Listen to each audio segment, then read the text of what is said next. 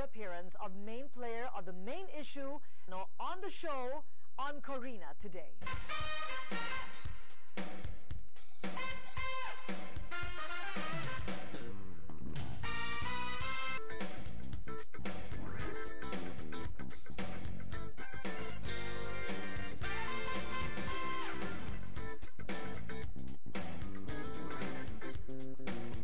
Blogging is the order of the day, and a whole discussion on the moral, otherwise personal war between two people on this particular blog.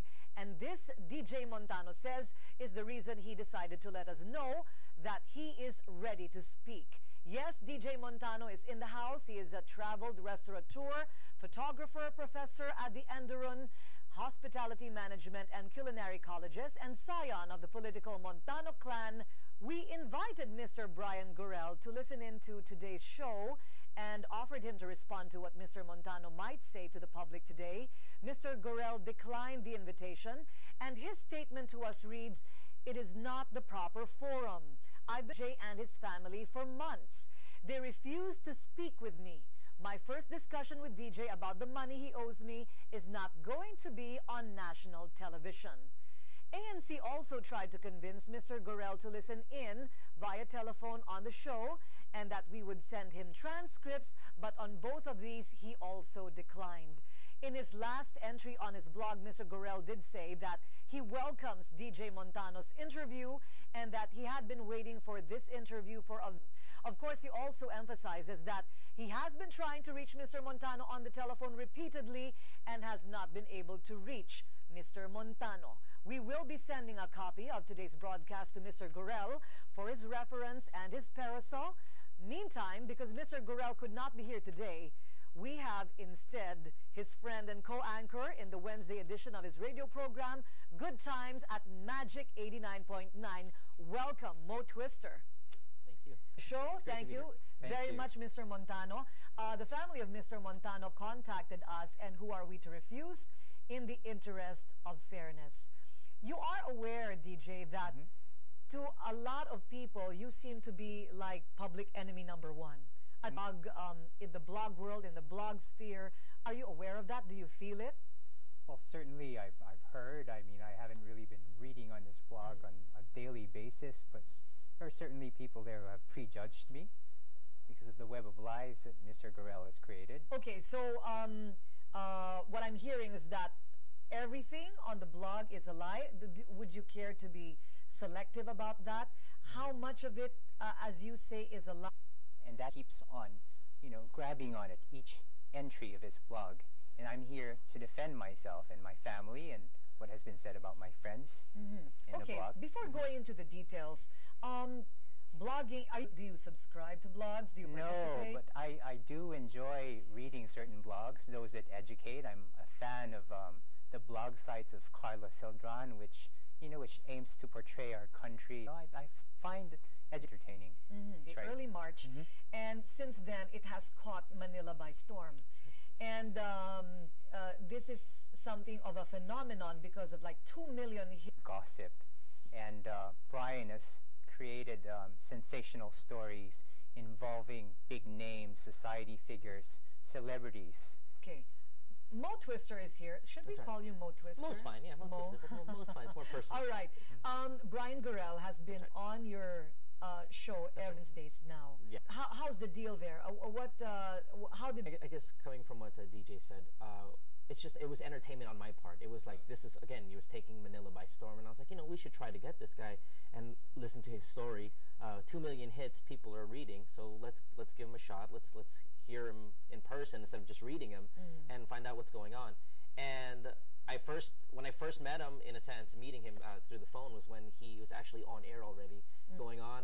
I'm not really following as much. I don't know of DJ. But to this day, I think they most of them, if not all of them, are out of the country. So they people and even of ourselves.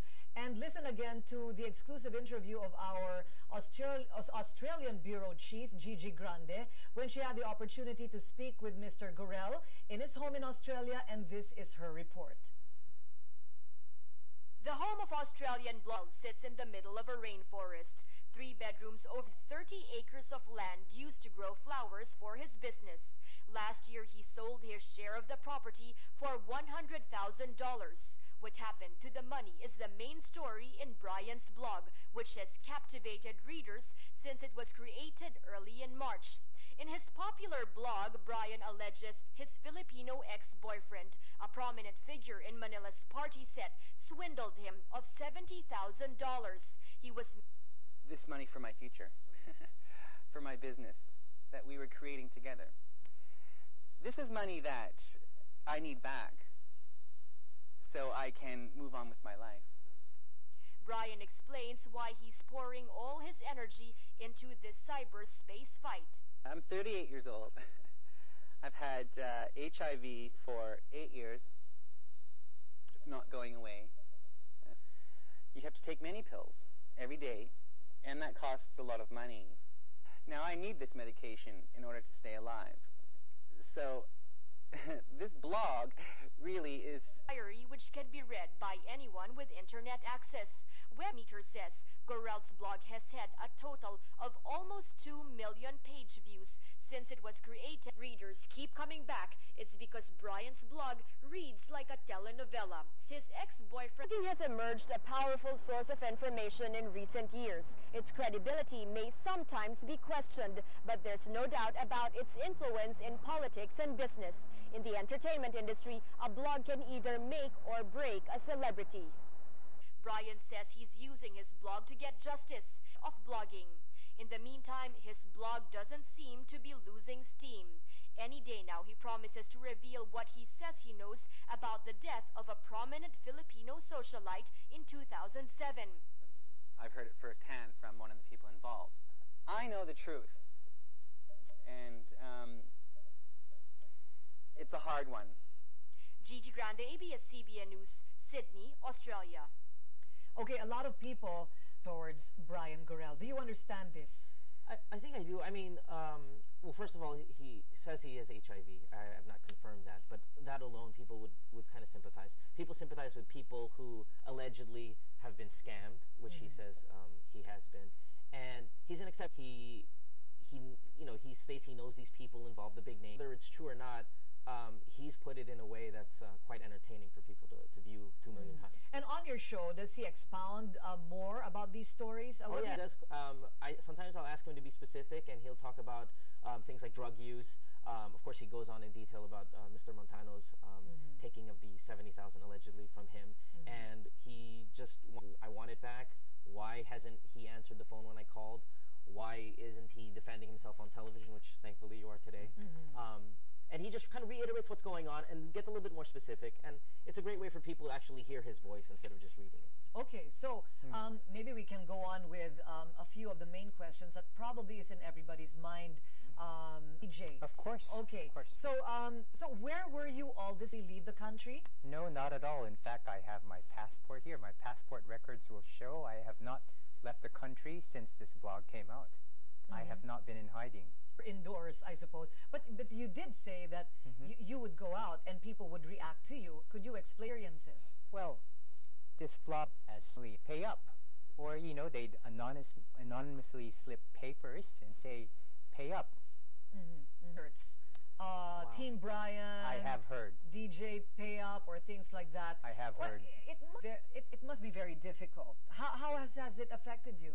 It's affected me. It's affected me in many ways. I Passionately accuses you. This is But why take a month? If he's one of the questions he's been asking me is why just nearly is he has the paperwork to back up all his claims. He says anything that he said on the website he can prove without a doubt. So afraid of looking like a liar. That's what he has said. Well, to answer your question, when the blog first came out, of course I immediately seek the assistance of my deal with this very carefully and properly, and we thought that reacting right away would jump the gun, would just add fuel to the fire. So we carefully, planned our steps. We took the legal process, and now that, the names of my family, or aside from my friends and myself, my family and my friends, and, the honor of the Filipino people who he has insulted here in his blog. He insults our justice system. If I can quote from an entry in his blog, if you'll allow me. You know, it says, one pays attention to the